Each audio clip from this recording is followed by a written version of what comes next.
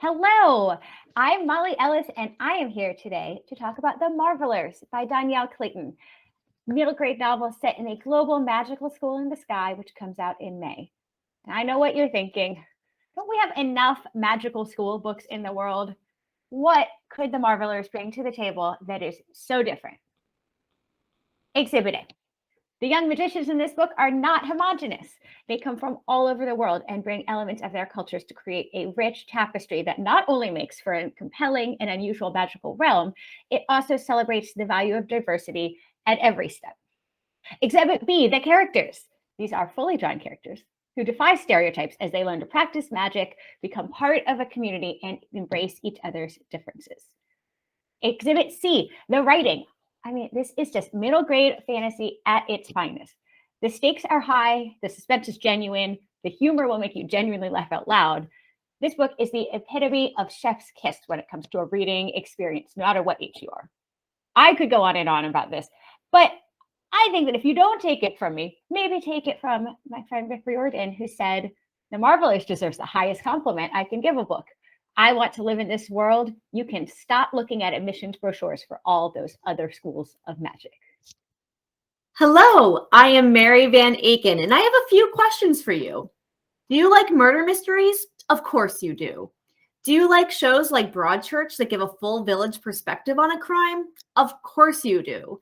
Do you love books by Caldecott, Prince, Eisner, and Governor General award-winning authors? Of course you do. So please allow me to recommend Cold by the incredibly talented and multi-award winning author Mariko Tamaki.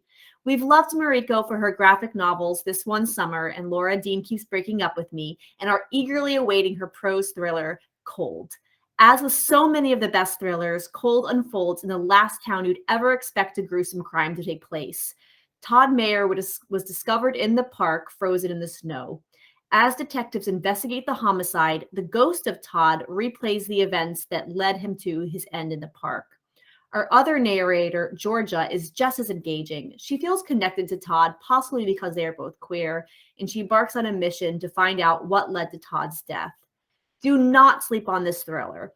And when I say do not sleep on this thriller, I both mean that you should pick it up immediately and that you will not sleep on this thriller after reading it. So good is the pacing and so thrilling the surprises. Find it on February 8th. Hi, everyone. I'm Kristen Luby, Senior Marketing Manager for the MacKids School and Library team, and I am so excited to share one of my favorite middle grade books coming this March from an exciting new talent. Acclaimed Dominican-American poet Julian Randle's debut middle grade novel, Pilar Ramirez and the Escape from Zafá, is the first in a new blockbuster fantasy duology, perfect for fans of Rick Riordan, Soman Shanani, and Kwame Mbalia. This book stars 12-year-old Pilar Ramirez, who is an aspiring documentary filmmaker. While working on a project to uncover the truth of her family's history, she falls into the pages of a book and lands on the magical island of Zafá.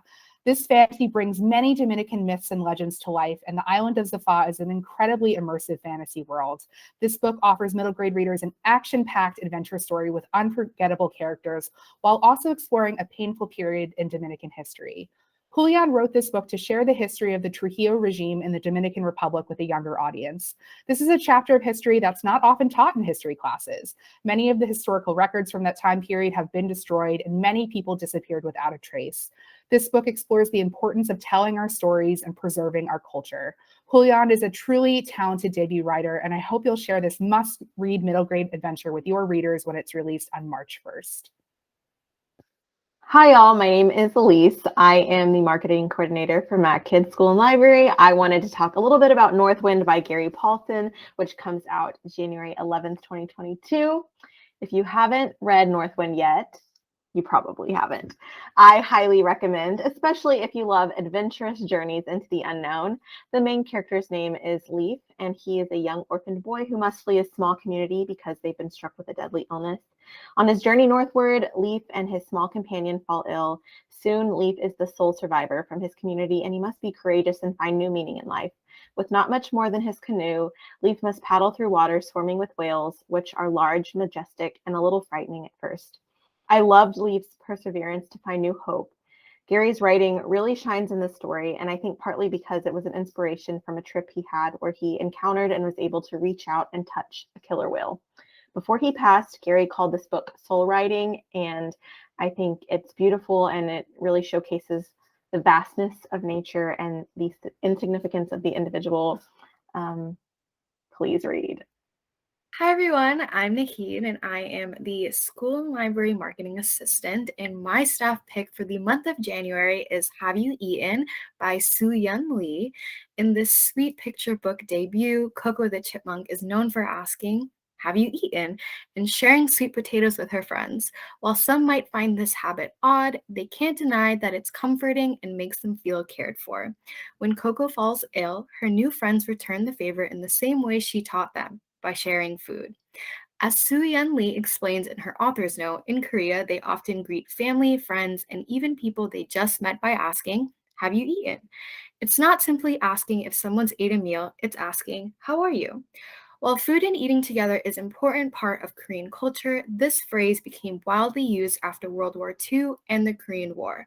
Korea was one of the poorest countries in the world, and often people didn't have enough to eat. So to show concern, Koreans would ask, "Have you eaten?"